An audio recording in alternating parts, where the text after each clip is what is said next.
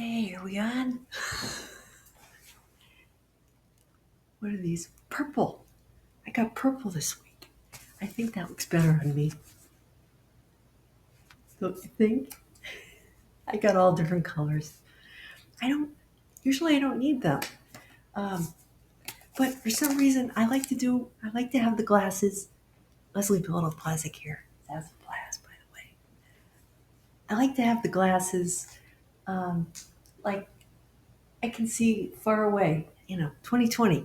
But when I read my little notes, I don't even read them. For some reason, just having my glasses on helps me to connect. I don't know. Something about the glasses. I feel smart, maybe. Anyway, how's everybody doing? What is it? Oh, it's the first Sunday of Lent, March 9th. I got my St. Patty's socks on. I got a whole bunch of them. I went shopping last week. I got a couple of different, so I can maybe next week I can wear a couple. I can wear them throughout March. And I got a new top too. One of my thrift store finds. Ah. Anyway, I like it because it's got Zazoo colors, because I got to do Zazoo colors. I think I look better with the purple actually. I got the turquoise, the orange, the pink, and the little shiny buttons. It's kind of cool. Anyway, how's everybody? March 9th, 2025. Oh boy, there's a lot going on today. We got Moses, Anyway, I got stories. Did I get everything?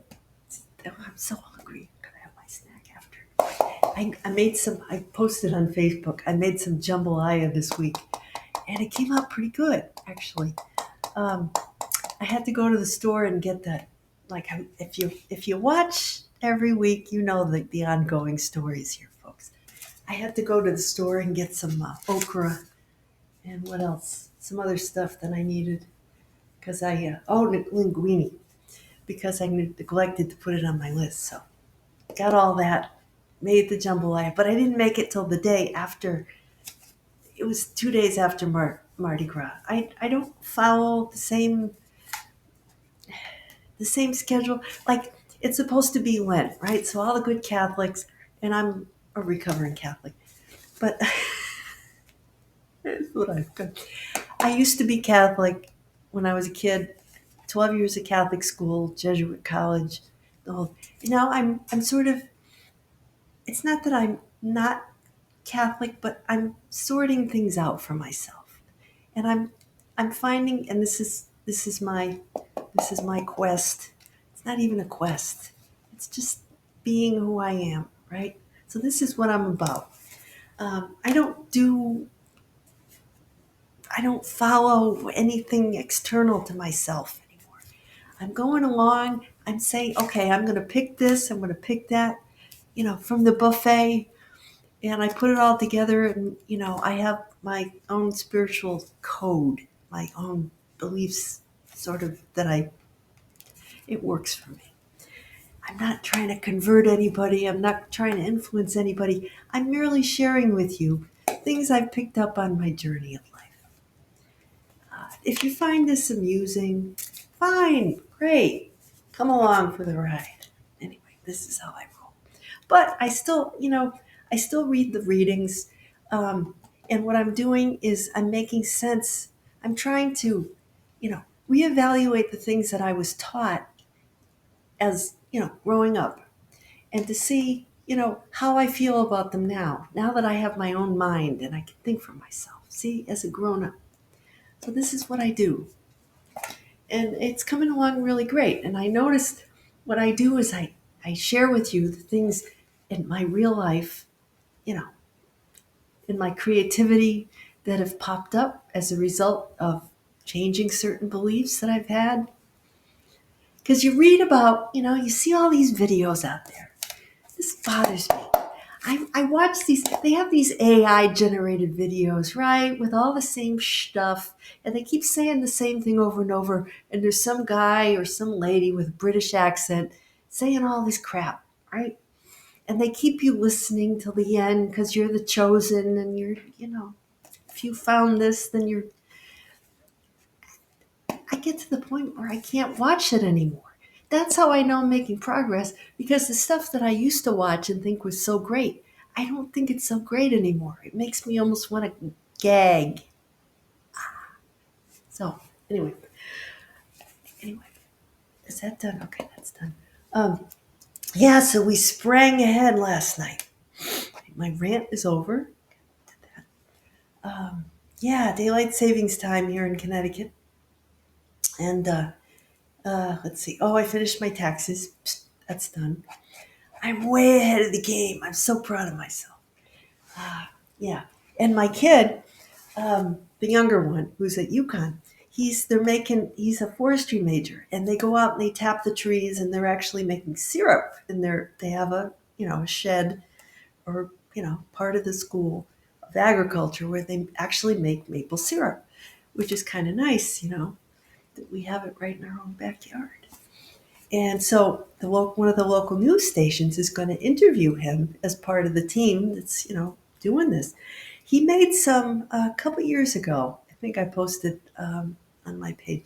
He made some when his Babchi was still alive. He made some for her a couple years ago. She passed in 2023, which was nice. Not nice that she passed. It was nice that he gave her some to put on her pancakes. Let's just clear that. Okay. Um, anyway, um, yeah. So maybe he'll share some with his mom. That would be nice to have some homemade, fresh maple syrup. Anyway, he'll probably give some to his dad. Maybe I'll get some eventually. But yeah, happy for that kid. And so this week, my oldest son was up here, and he wasn't able to use his car overnight. So he said he might have to go for back to New Haven for something. Mom, can you give me a ride? And his brother might have been able to give him a ride, but okay, maybe just let me know. And if you're getting a rough spot, then I'll drive you. So I went out, and I'm like, this is the show and tell for today. I said, well, I better check the car. What I had done the night before is I went online, my usual shopping place, and I said, oh, you know what? Because it costs like $2.50 or something. They charge you for air, right, around here. And every time I go, there's somebody parked in the spot where you get air, and I can't, get it. And then the other place is like in the back of this, gas station, and it's expensive, and they charge you like for a minute. It's like $10 to put air in my tire. I said, no, that sucks. Being Gen X, I went online. I got this handy dandy. I even got a little container to hold it. I got this thing. Like, look at this. It's you charge it up, and then you attach this little thingy to it. You put, let's see, put it. Wait, how did I? Oh, this is the part that goes in and this goes here, and it tells you your pressure, and and you could set it for your tire pressure. So mine was 35 on my minivan, so I set it, and I pumped up all four tires. The right front one is always really low, and it was down to like 20 something. It kept going down. So look, it's got little. I got myself a little holder thing, so I can keep this in the car, all charged up for when I need it. So I went out. I topped off the gas. I pumped up the tires just so I could drive him if I had to. And in the end, I didn't have to. But my friend, the wanderer, the guy who says he's living with his friend, and he's always kind of sneaks up on me, and he's sleeping in the laundry room, I suspect. Okay, so if you've been keeping up with the Zazoo Plazz world here, so I put the air in the tires, It's getting nice out. It's that kind. It was blustery. It was really windy a couple days ago, and I had my hat and my hood and everything. And this thing makes a racket. It makes a loud noise. So and the guy sneaks up from behind me, and he's like, with the hood on and everything, looking like a leprechaun with his red hair and red beard and everything. I'm like, where the hell did he come from? I still think I don't even know if he's real. Maybe he's an angel, some kind of something. He sneaks up on me. How you doing? Like, oh my God. So proceeds to walk, a little bit in the parking lot and then turn around and walk back toward me. Right? And I'm like, oh shoot, he's checking out what apartment I'm in. He's probably I don't know what he's gonna do. But he just creeps me out, man. This guy is creepy. So then I saw where he's living. He's got his key out. He's trying to get in the door. And then I look and he's gone. I never saw him actually go in the apartment. I saw him in front of the door and then he disappeared. So this is very mysterious. I just don't know. Anyway, the strange things have been happening lately. If you pay attention, folks, you see all kinds of things. What you have to do is clear the stuff out of your life that you don't need. Get, lean and mean. Get and buy the things that, buy things that make your life easier. And those don't cost a lot of money as long as you determine what they are. You can focus your efforts on the things that, and this is what I think this means, when you hear in the readings today, the word of the Lord, the word. What I think, and the whole "one does not live by bread alone" is in the gospel today. And you know what? I think that means that when you have in your life the things that allow you to have flow and natural rhythm, and not force things and not struggle with things, then you don't need much. You don't need as much.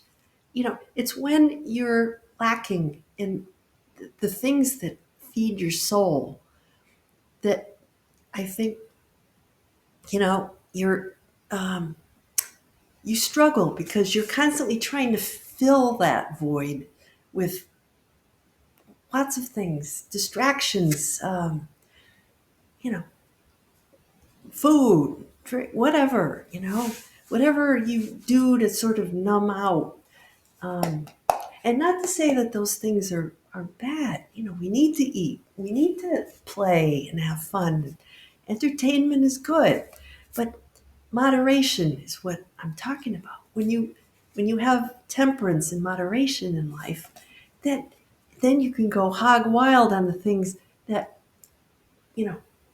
really fill you up with joy. So, Zazoo, get to the Bible. Come on. All right. So, first thing Lent. So this is the time of year when when the Catholic readings, and I'm learning to see them in a different way. How challenges make us stronger, I think, is the theme for today. Because um, I think there's a tendency for us to think that we should be comfortable all the time, and we should strive to be tough and powerful and beat people and at things and be more powerful than people, and I'll show you, and you and your stars. No, it's the opposite. And we're taught that we should, at least in our American culture, that we should acquire as many things as we spend time on acquiring things and getting somewhere, right? So, but if you read the Bible and you read it with a trained ear and eye, that's not what Jesus is saying, and that's not what the Old Testament prophets were saying. Okay, We got Moses. You know Moses. He's out with his people, Israel, in the desert. And he's talking about, you know, the first fruits. Um, in other words, he's talking about them coming, say, oh, remember, he's thanking God. He's reminding them to thank God with a sacrifice of the first fruits. In other words, when they got out of Egypt, where they were being oppressed and made to suffer, and they were praying to God the whole time. Get us out of here, get us out of here. And then when they finally got out of there, and they were able to, have crops or create their new life in the new land, their sacrifice, that what they did was they gave back to God, right? So he's saying, when you have those challenges and you're asking God for help, when God delivers you, then the creativity, what you produce, you have to produce something out of your freedom. You're free to create, and that thing that you create is, you dedicate it to God and say, look, this is what I made. It's kind of like, on your birthday you get a gift from your aunt or your grandmother or something growing up, or your parents, and they give you, markers and paper, right? And what do you do when you're a kid? You say, oh, wow. And you go and you make a drawing and you give it to them. I would do this, saying, look what I made with my crayons and, and it would give you such joy, right? As a kid to, or you get a craft kit, right? I would get a craft kit. Like, they used to give girls, maybe boys too. Boys might've made these. It was like a pot holder loom set, and you had all these stretchy little elastic things, all wild, different colors. And there was this, loom with little plastic spikes on it, and you could put the little stretchy things across, and then you would take a little hook and you would weave it in and out to the other side. And then you would tie off the little, this is in the 70s, kids remember doing this.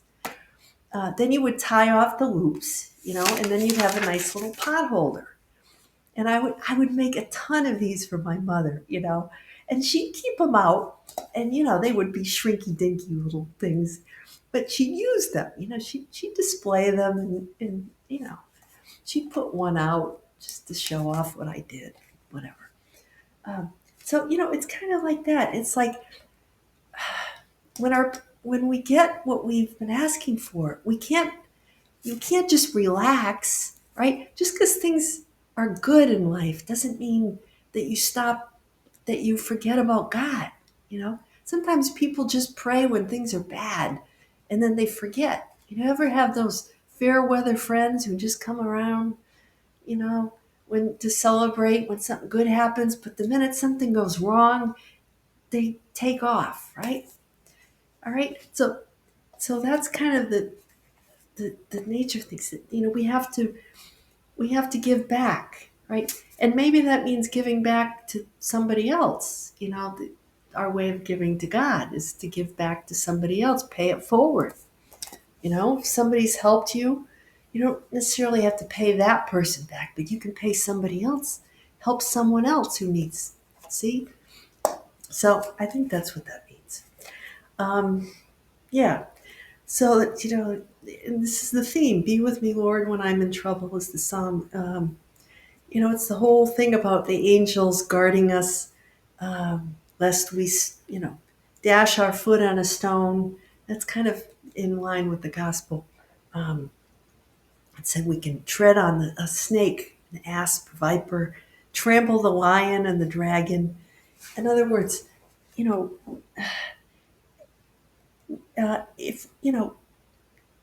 if we have faith in that our guardian angel is with us, that God is, that everything that happens to us doesn't mean everything's roses and peaches and cream all the time.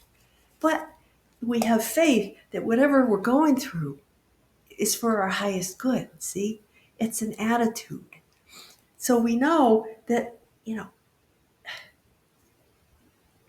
that God's got our back. In other words, in the long run, we're advancing, we're evolving, and we're becoming our highest selves. But we have to go through these things. So God will glorify the lowly, the ones who call upon Him. Right. So all we have to do, we can't, you know, it's our responsibility to, to surrender. It's not a matter of doing, it's a matter of surrendering. Here we're in Pisces season, right? Pisces is all about getting rid of, letting things fall off, letting things be, not doing, So, yeah. So there's Paul of the Roman. The word is near you, in your mouth and in your heart. That's where the song comes from today. The word is in, and I read that, I went, the word is in the heart. No, the groove. The groove is in the heart. When I read the word is in your mouth and your heart, I thought, that's the song. Man, 1990, man. What was I, 24? 24? The word is in the heart. I have to drop my pen at least once. Yeah, so now talking about no distinction between Jew versus Greek. There's one God. We're all one in consciousness, right? So they're talking about this, St. Paul to the Romans. The word is near you, in your mouth and in your heart. So it starts in your heart, right? So we have to have, surrender and realize that we're all one. We're all, Christ, the light of consciousness, can be in each one of us. We don't need to go through anybody else or to do anything else. It's really a matter of just being, and breathing and going through your heart and becoming, uh, having faith that you know our unique way of expressing ourselves in the world is going to come through if we just kind of relax into that. That's my philosophy.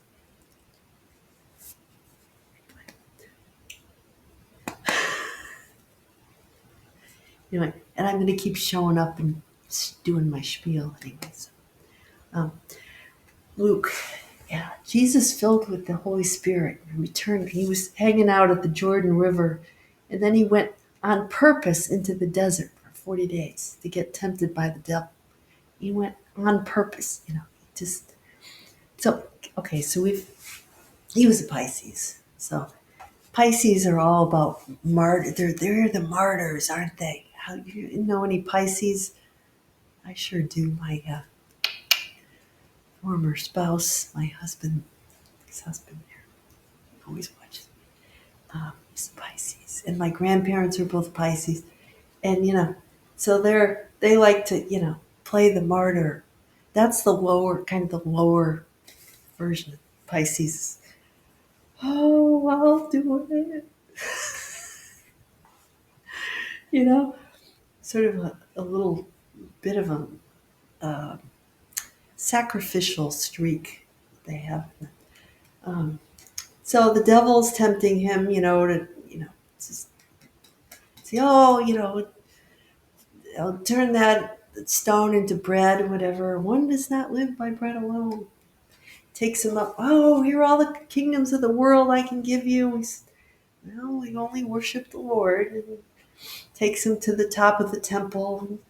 And tells him to, yeah, throw yourself off. The angels will catch you. Don't put God to the test. Then the devil took off. So, I think, yeah. So there's that. And that's kind of creepy, that reading. And it's really temptation is what it is. It's not, you get this picture in your mind of, the devil, who was it? That guy who used to play the devil with the red, I think he used to be on SNL or something. The guy used to, the guy I'm talking about, John Lovett. Is it Lovett? Yeah. With the horns and the tail, and that's what you get that picture in your head, right? Or like Vincent Price or something. Who's the guy in the old movies who used to play the devil?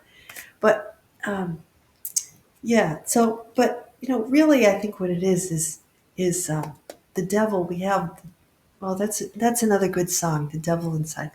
It's our own. The devil is just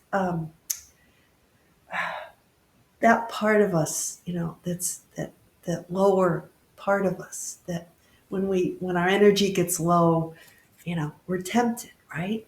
All these the mind plays tricks on us. It's all the mind, right? But if we go into the heart and we breathe into the heart, and that's where you know, our higher instincts come from. So that's kind of where the song is. Delight. D. My God, Dee Dee. So I love this song. Oh man, dig. We're gonna have some fun. Gonna dance and have some fun. Da, da, da, da, da, da, da. Oh, it's a great song. Dance. Yeah. So it's an American dance band, but they're rap, funk, house, hip hop. And if you've seen the video, it's like this psychedelic kind of '60s um, theme that they did. I guess it was a Japanese creator who helped them with it. But the song went number one on the Hot Dance Club and four on the Billboard chart. It was released in August 1990, but they were playing the song before then, I guess, in clubs or whatever. August '90. It was their debut lead single. I mean, it was really their big hit from their first album, World Click. So there was Lady Miss Keir. She's a boomer. Well, 1963 boomer. And then this guy, Bootsy Collins. I guess he's the rapper guy. So the two of them, and she is like a fashion. She like designed clothes and went to school for fashion design, and she's kind of the model, like a model and singer. And she's also an activist, environmental and social activist, or human rights. She's into that.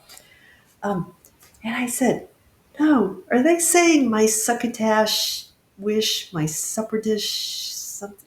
And those were actually the words. So I was 24 when I heard it, and I heard it correctly. My succotash wish. Um, and then the slide whistle. That was cool. I like that part of it. I guess they sampled the who did. That's from they sampled Ava Gabor from Green Acres saying, "I get allergic smelling hay." I, but it's all these things like we never knew. Um, and it's Horton Hears the Who is in there, so that's Horton is the Who is the smallest person, the lowly, right? The smallest speck of right. That's so there's a flavor of here. DJ Soul on a roll. I've been told he can't be sold. That's in line with the whole. Jesus couldn't be tempted, right? He couldn't be sold, right? That's so you have to not let your soul be sold. In other words, what's true? Go with the rhythm is the key.